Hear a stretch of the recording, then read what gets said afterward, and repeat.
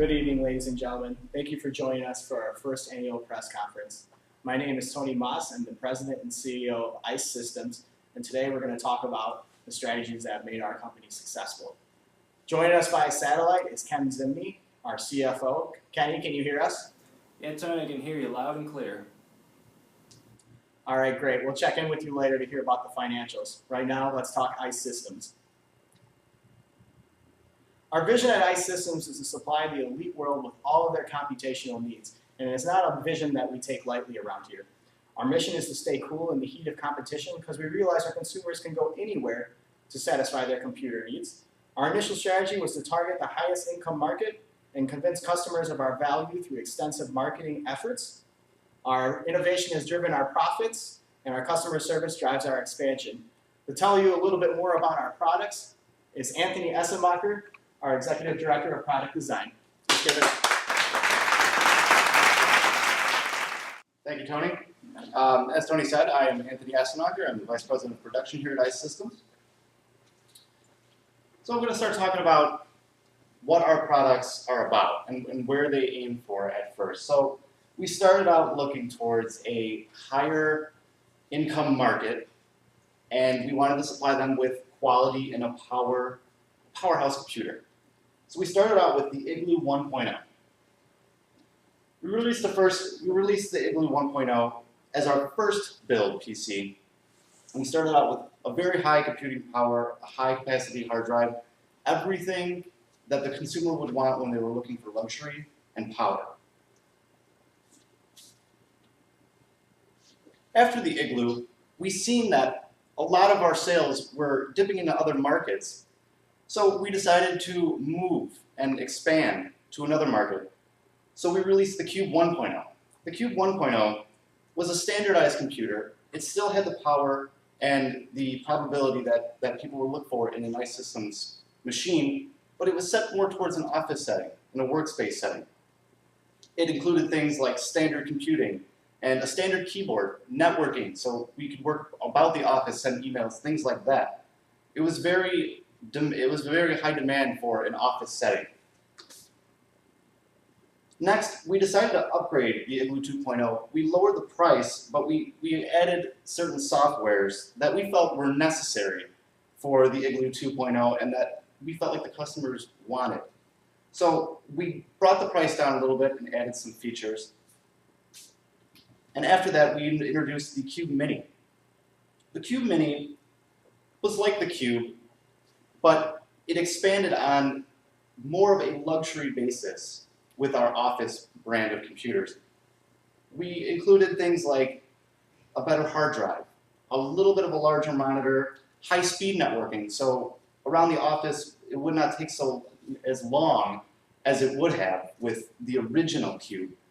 And we realized that we needed better software, office upgrades, things like that we really seen were a demand, not even a benefit, but essential to the evolution of our series, the Cube series. After we released the Cube, we decided we wanted to upgrade the Igloo 2.0 even more, but we didn't want to remove the Igloo's features, and we didn't want to take the Igloo and build it into something that already worked. So we decided to release the Polar Cap. The Polar Cap was the Igloo's design enhanced with the advancing technologies. So we've seen a lot of good hardware and software coming into this computer and making it a real powerhouse and bringing exactly what ICE Systems was about out towards the consumer.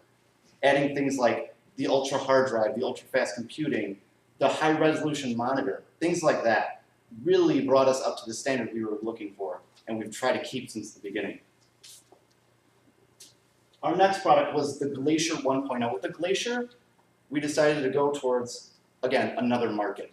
This market now was the traveler's market. We had covered the Mercedes and the workhorse market, but we wanted to, again, we've seen our products dipping into other markets, and we realized that travelers needed a good laptop that can hold its own, but still deliver the quality and power that here at ICE Systems, what we bring to the table is just complete quality, and we wanted to bring that to the traveler's market by introducing the Glacier 1.0. We seen that happen.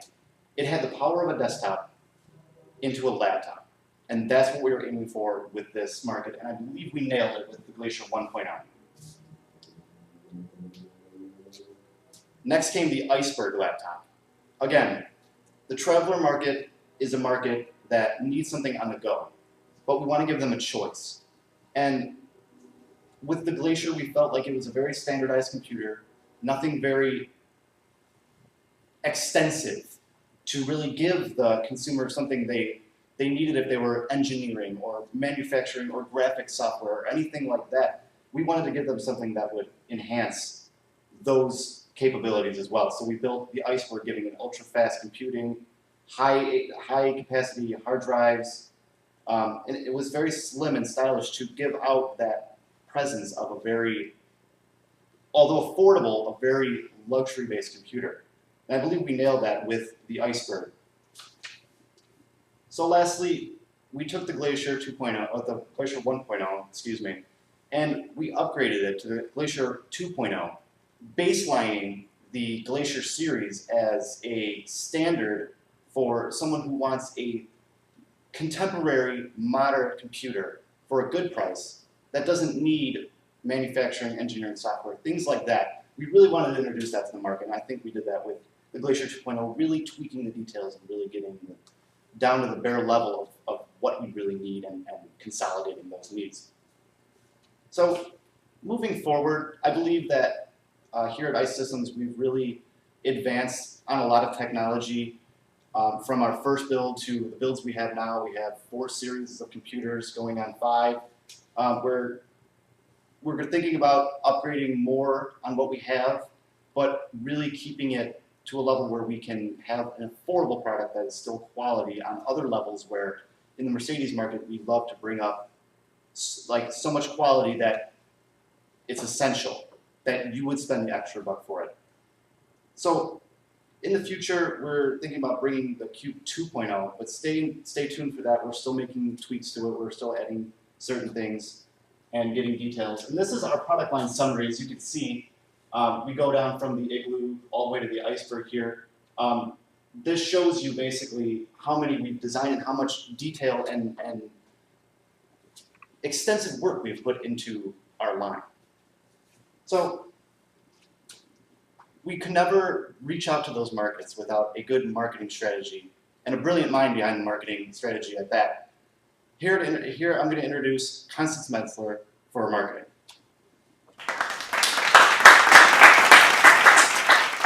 Thank you, Anthony. My name is Constance Metzler, and I am the Executive Director of Marketing at ICE Systems. I am also the Vice President of Advertisement and the Vice President of Brand Management. My responsibilities for my team members are advertising methods, target segments, and global marketing. In Q2, we had the Igloo 1.0, and we incorporated the Mercedes marketing.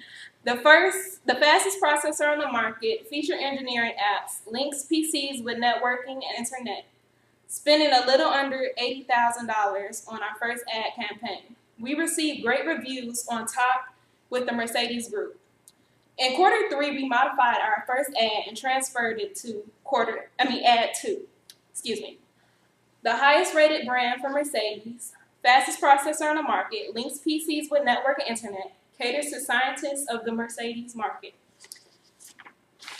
In Q4, we have introduced the Igloo 2.0 ad. We kept it to the original ad. We upgraded our ads to incorporate the feature database apps and easy on the eyes with a large screen. In Q4, we introduced Cube 1.0 and created an ad for that. The ICE Systems included a new ad for the new market.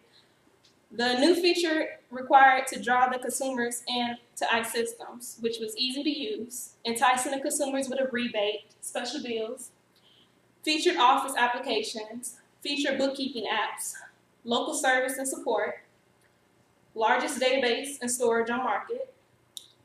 The total expenses for that was around $250,000. For quarter 5, the consumers wanted more options and variety, so we gave it to them. Making sure the advertisements were easy to read for the future consumers. We had introduced the Polar Cap, Ad 1, requiring us to have in our ads fastest processor on the market, links PCs with network internet, feature engineering apps, feature database apps. In Cube Mini, we had Ad 1 easy to use, special price deals, featured office applications, featured bookkeeping apps. For the Glacier 1.0 ad, we had a rebate, a portable desk, a featured office application for those on the move. For Igloo 2.0, we had a second ad. We wanted to keep close to the same ad we had used before. We had linked PCs with networking and internet, feature engineering apps, and feature database apps. For Cube 2.0 ad, we had, lastly, was easy to use, rebate, and special price deals, featured office applications, featured bookkeeping apps. And when we go into quarter 6, we catered to the traveler with the iceberg. And we spent up to about 2.5 on advertising, expanding to 4 different countries. And to talk about finance will be Kenny Zimney.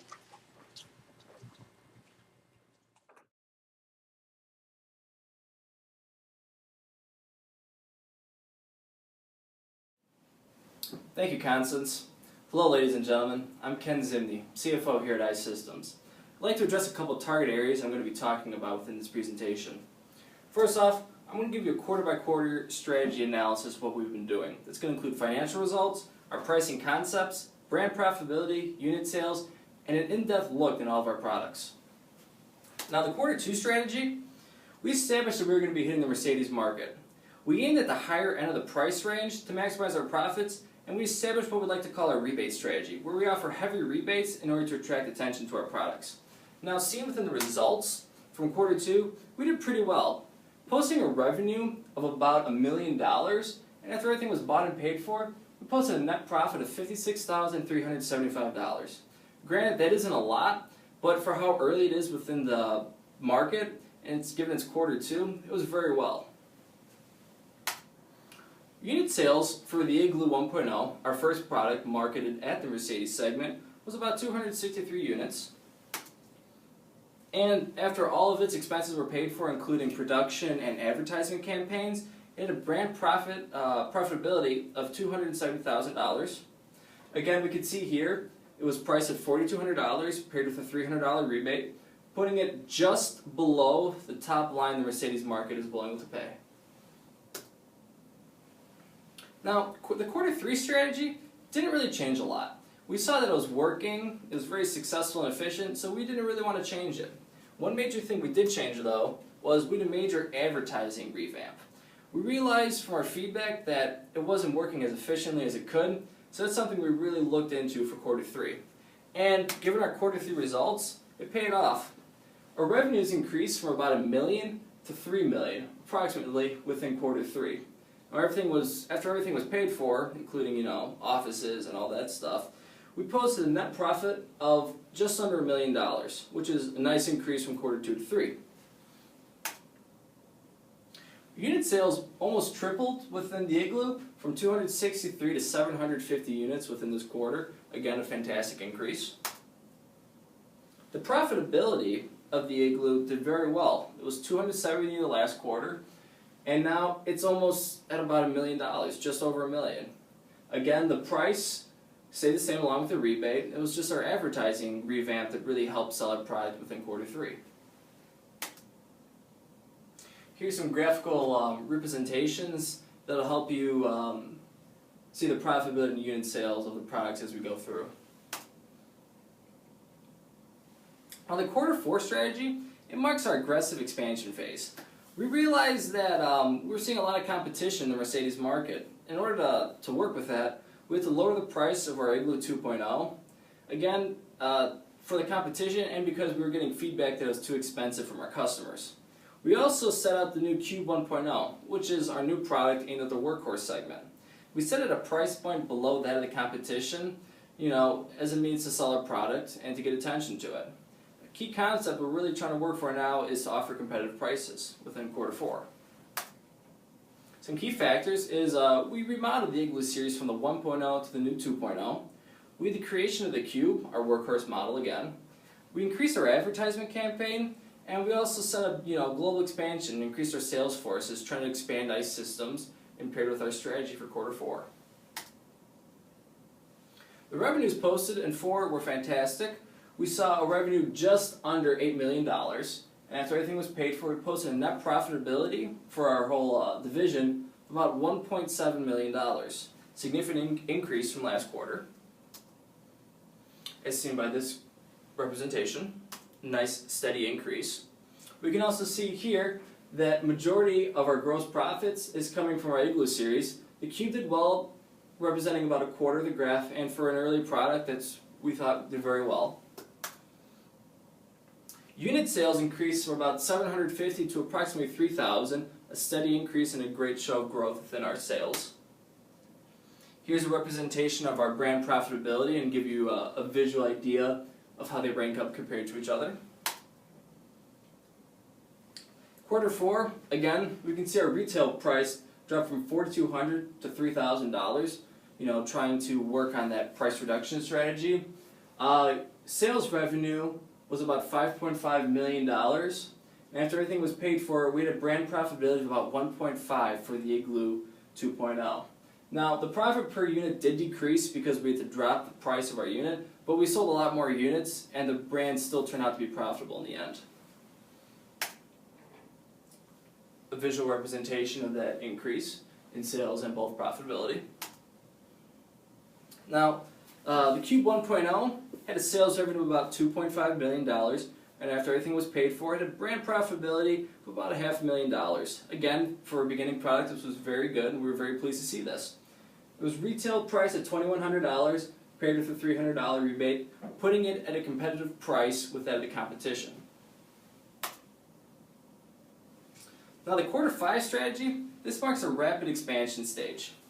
We wanted to offer a variety of models at different price points. We felt from feedback that this is what the customer really wanted, so this is what we developed. We created the new Polar Cap model, which is our flagship model here at ICE Systems, the elite of the elite aimed at the Mercedes market, and then below that we have our mid to high-end model, the Igloo 2.0, as seen from the previous quarters. We have the new Cube Mini, which is our workhorse segment high-end model, and we also see the Cube 2.0, our mid-level model, and the new Glacier 1.0, marketed at the Traveler segment. Key strategy for quarter 5 is we want to offer competitive prices while still supplying superior products. It's a huge thing for us here at ICE Systems is quality.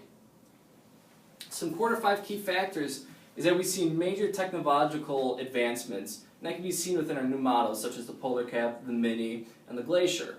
We feel it's really important to offer cutting-edge technology for our products.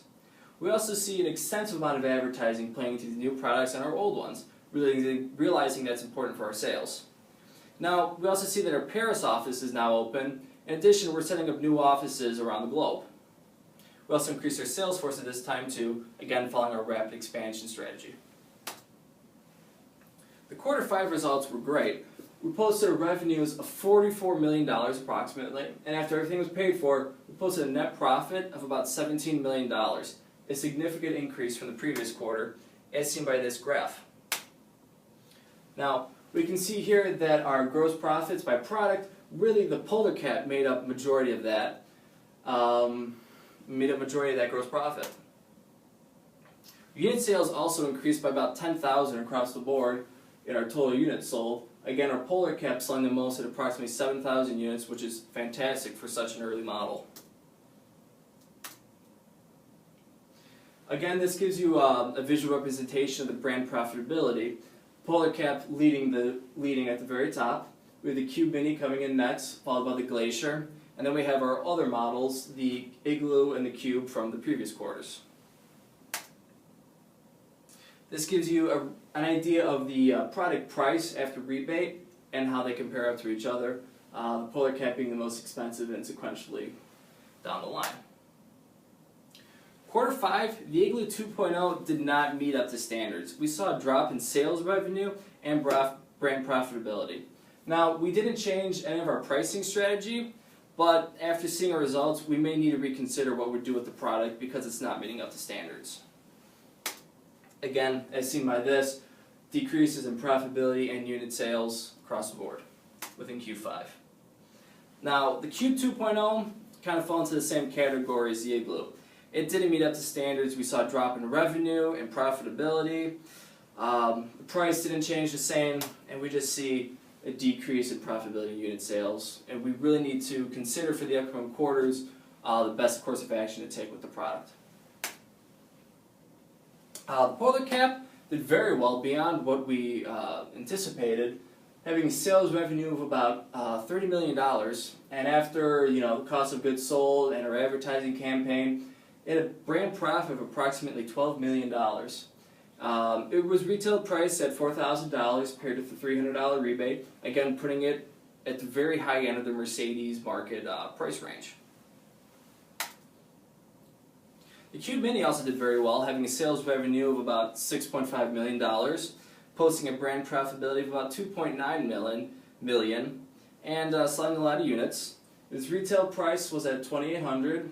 Again, with the $300 rebate, we still see that rebate strategy in all of our products from Q2 through Q5.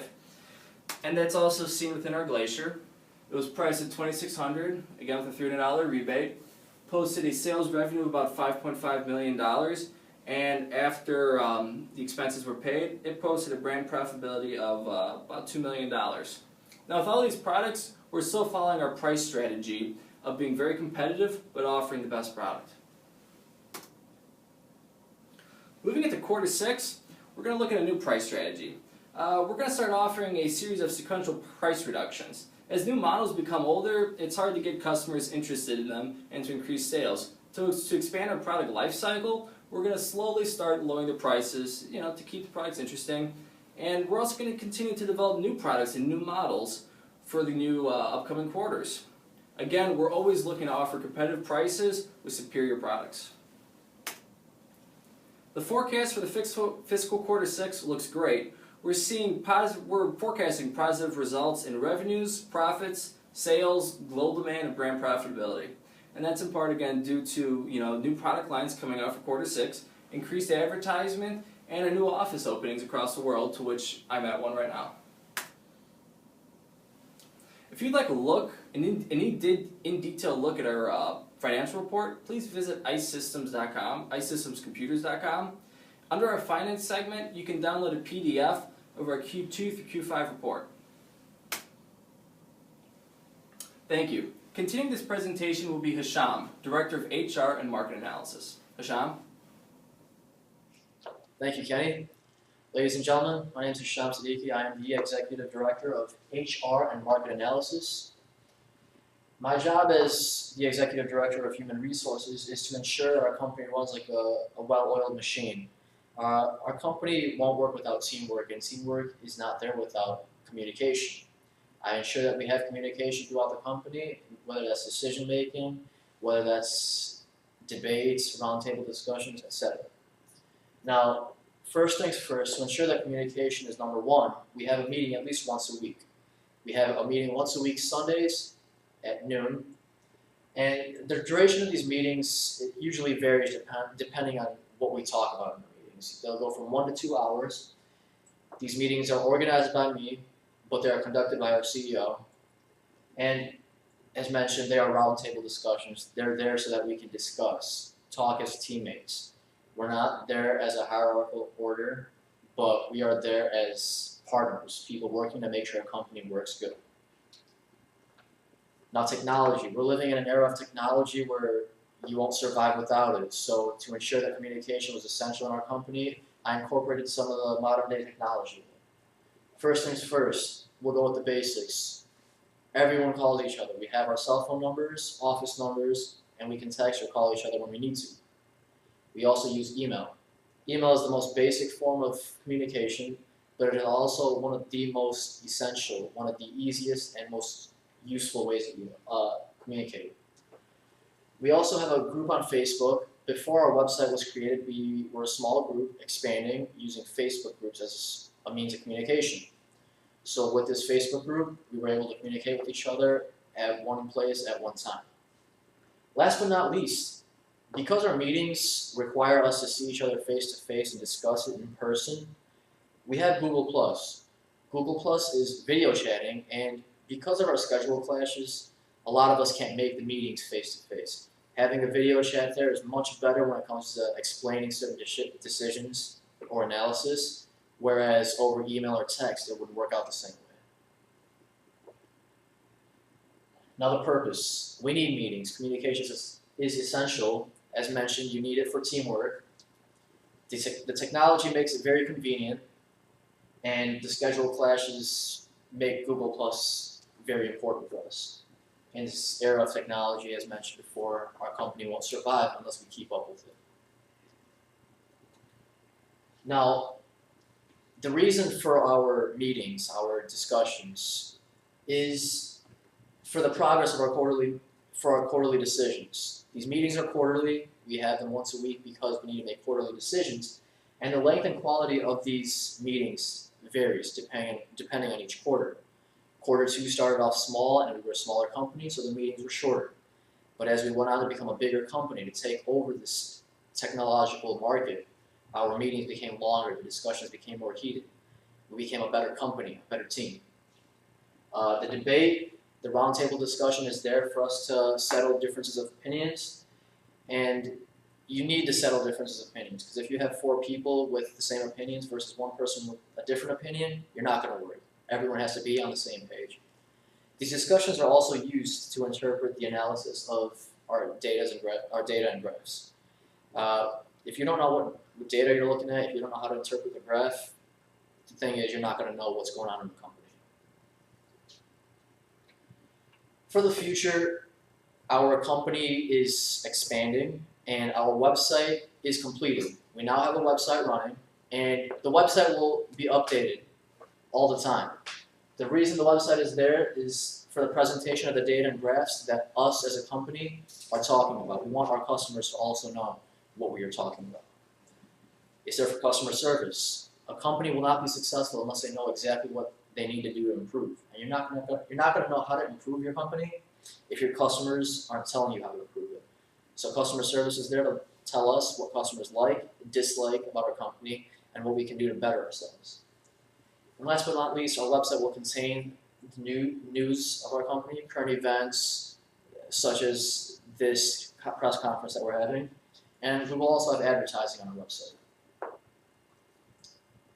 Now, the market analysis. As Executive Director of Market Analysis, I play this important role into my decision making and the company's decision making as Executive Director of HR.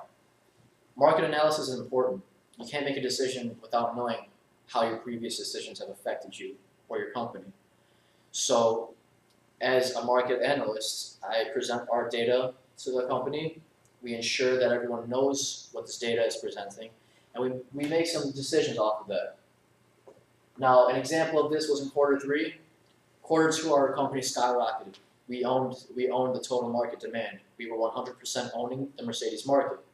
So when quarter 3 came around, our company did not have a meeting. We took the week off, and our company took a hit for it. We did not expand as a company. All we did was advertise a little bit more, and we took a step back. As you can see, after owning about 40% of the total market, we went down to 20%. That's a huge, huge decrease. You never want to see a company decrease that much in the total market. Our market demand decreased significantly. We went from first place to third place amongst our competition. So we had a meeting every week after that. We never took a week off. Quarter 6 came by, and our decisions became smarter, better, and everyone was on the same page. We went from 20% of the market to owning 41% of the market by quarter 5. 41% of the market was leading against all other competition. There was no one there. The closest person to us was 29%, which means we have a cushion, we have a lead that we can be comfortable with. Our market demand was significantly higher than all of our other competitions, while we stuck with our Mercedes market and increased our total there. Now to talk about our company, how communication is essential, and how advertising, production, and finances all go together, ladies and gentlemen, our CEO, Tony Mas. Thank you, Sean. As he said, I am the president and CEO of ICE Systems. That means I'm accountable to the board of directors, all the shareholders, all our customers, and all our partners for overall leadership and creation of the ICE Systems culture.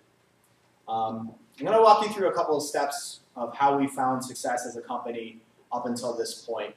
And it all started in quarter one when we were coming together as business partners, and we really wanted to structure this company to work effectively, and like Hisham said, like a well-oiled machine. And that doesn't happen overnight, and that doesn't happen on accident. It was a very deliberate planning process. It took a lot of time and a lot of input from each individual partner. And using MindMap software, we created this organizational chart. And this explains the hierarchy and the summary of accountabilities and responsibilities of each individual partner here at ICE Systems. If you notice, it's circular. So you don't have a top-down leadership. When we have these meetings, like Hisham said, it's more of a roundtable discussion rather than me or Anthony, the product manager, or Constance, the head of marketing, dictating what we are going to do. We all just kind of weigh in and we give our input, and we try to make the best decisions as a company that we can. So that's how we approach business here at ICE Systems. And moving forward, we wanted to start on the right foot. And I think in business in general, the inclination is to hit the ground running and really just get your product in front of as large of an audience as you can, and take a lot of risk and hope for the best. And we discussed it as a company, and we decided that's not really the way we wanted to go about it. What we wanted to do is we wanted to take a calm, calculated, and conservative test phase as we entered the microcomputer market. So that's what we did in quarter two. As you can see here, we launched a single product for a single market. We launched the Igloo 1.0 for the Mercedes target segment, and we only launched it in Chicago. And we had limited but focused marketing. We didn't have a whole lot of ad placements. What we did do is we tried to isolate where our customers were most likely to look. So our product was getting out there, and we were building brand awareness. We started by hiring only essential staff. We only had a couple Salesforce team, and we only had a couple people answering the phones in our Chicago headquarters for all those customer service calls we had coming in that first quarter through. But as you can see here, it worked. We were the only company of all of our competitors that turned a profit during our test phase. And it may not be the biggest profit. It was only $56,378, but it was $56,378 of pure profit that was ours. We had raised enough money to offset all of our expenses, all of our production costs, all of our hiring, all of our office costs, and everything. And we turned a profit on top of all of those. So moving on, in quarter two, we saw that what we had going was something special, and it worked. So our thinking was, why break the formula? We decided to continue this process of conservatism as far as market demand. We kept going with the same product. We didn't want to expand too rapidly or hire too much or put out too many advertising placements, because we wanted to make sure that the money we were bringing in was enough to recuperate costs and also generate a modest profit so we could continue to expand and reinvest. So for quarter three, we continued to be conservative. We improved our ad layout because we were finding that the people we were trying to target, they were seeing it, but they weren't overly impressed with our product. And a lot of it had to do with how we were framing our advertising. So we revised our campaign, and at the end of the quarter, we had numerous positive reviews, and sales were coming in faster than ever. We decided it was time to step out of our shell a little bit. We hired some more sales staff, and in that second quarter, we turned $1 million in net. So moving on to quarter three, we decided that once we had raised our first $1 million, that it was time to really step out of our shell. Where we had been conservative before, we decided we were going to kick it up a notch. We wanted to really step out into the microcomputer industry and establish our presence as a household name.